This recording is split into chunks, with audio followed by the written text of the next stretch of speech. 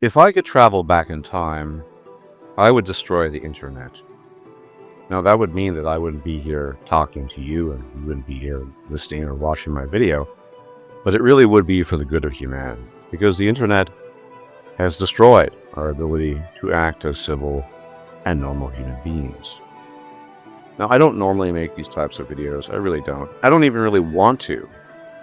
But on the other hand, I think in light of recent events, and specifically one event, the murder of Charlie Kirk, and the behavior of some developers, not all, but some developers on Blue Sky or Twitter or wherever they were, exalting this type of violence and encouraging it, and being happy about it, and celebrating the murder or the assassination of a guy, is just beyond the pale. And it's especially beyond the pale for someone of my age, who's almost 50. I'm lucky to have missed that cutoff date. That cutoff date when the internet turned human beings into complete lunatics, unable to engage with other people as human beings, and unable to just be, I guess, normal, nice, something like that. Despite all the rhetoric of people saying, oh, politics are always in games, this is not appropriate.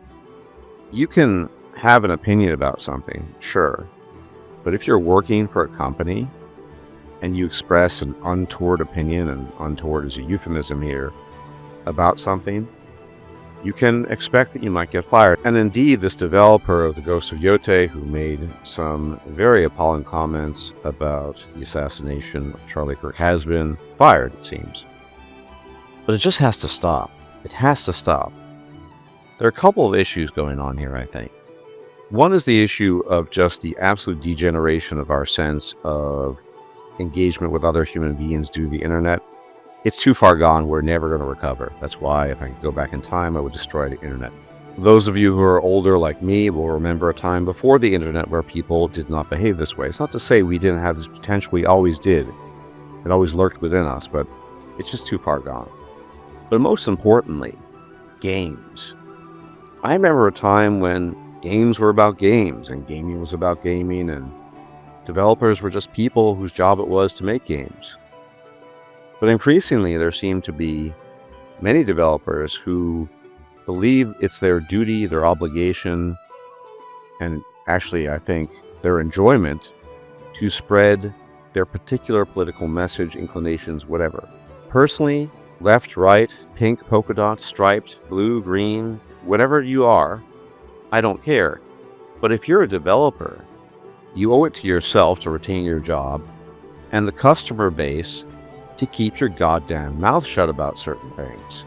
This happened last year as well, with the events of Avowed and the showdown between Elon Musk and the Obsidian developer. But this, of course, is far worse in many ways, I think in every way, because again, this is just glorifying violence and glorifying murder, and this developer was not the only one. And in response to this, people have at least proclaimed that they will be canceling their pre-orders of Ghost of Yotai. Now, I had no personal interest in Ghost of Yotai at all. I don't have interest in many of these mainstream games, but we have to be able to get back to a point where developers don't tell us about their politics, and all they do is work on games and talk about the games. That's their job. Now, there are developers who do this, and those are the developers I find myself aligning with the most, and the developers for whose products I tend to spend money.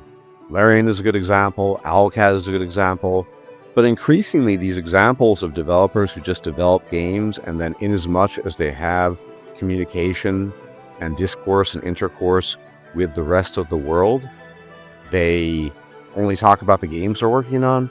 That's becoming increasingly rare, and that's a bad thing. Because at the end of the day, I hate to say it, games are products.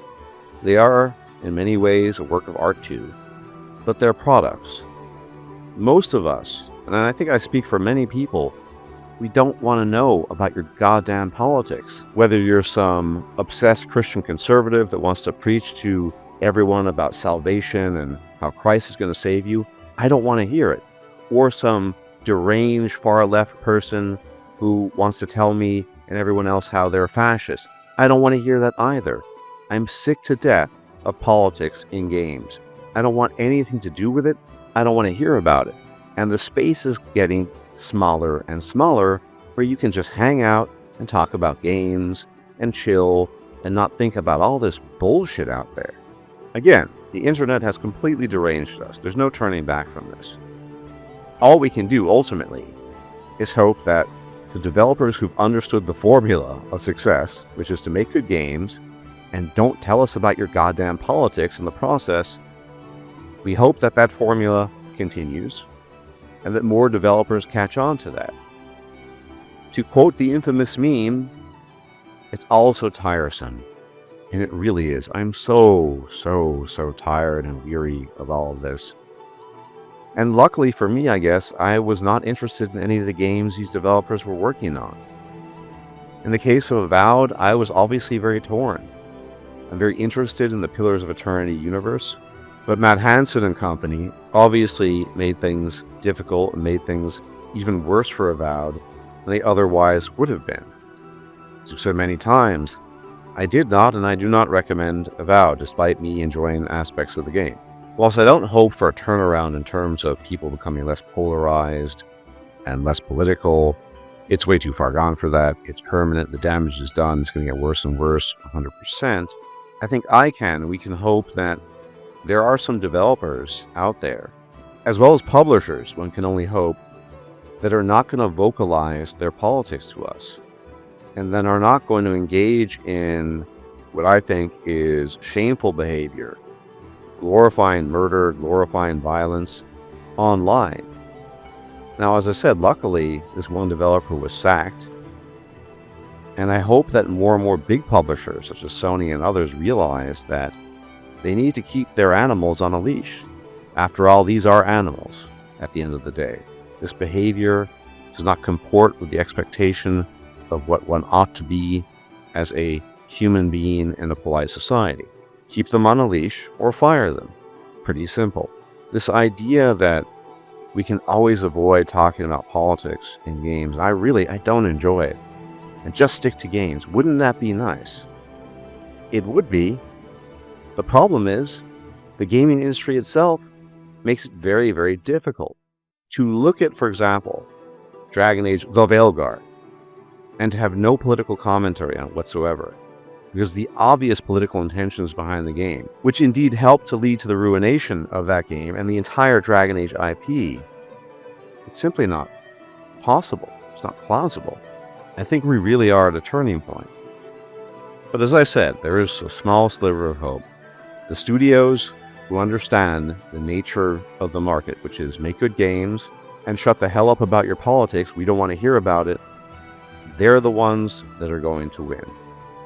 The ones who don't do that, and the publishers that can't keep their animal developers on a leash, well, they're not going to win. I guess ultimately all we can hope for is the quote-unquote market clearing these people out, and eventually us getting back to a time where we just talk about games on their own terms without all the messiness of IRL politics. And yes, I know sometimes politics is a part of games, political themes.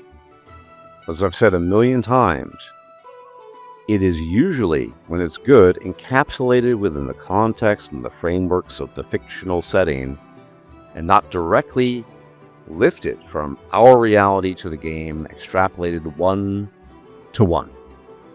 Nobody wants to see that crap, except a tiny fraction of people, and they don't count because they're not going to pay for the games sufficiently to begin with.